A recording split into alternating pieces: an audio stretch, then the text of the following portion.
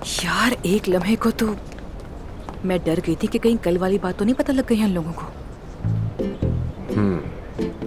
कौन सी बात? वही कल रात वाली बात, और क्या। क्या बात? क्या हुआ था कल रात को? कुछ नहीं, तुम सो गए थे डार्लिंग। डार्लिंग, लगता है कुछ लोग रात के असर से अब तक बाहर नहीं आ सके। आमिर। अच्छा ठीक है, तुमसे तो मजाक भी नहीं कर सकते।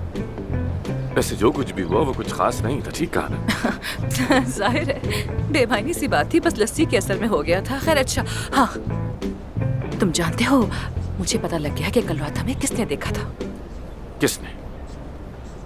वो अली बचाक जी ने। अच्छा, अली तो बस जाने ही वाला है और हमारे सारे मसाइल खत्म हो जाएंगे। तो क्या हमारा मसला सिर्फ और सिर्फ अली था? बाकी सारे मसले तो मुझे सिर्फ खुशी देते हैं।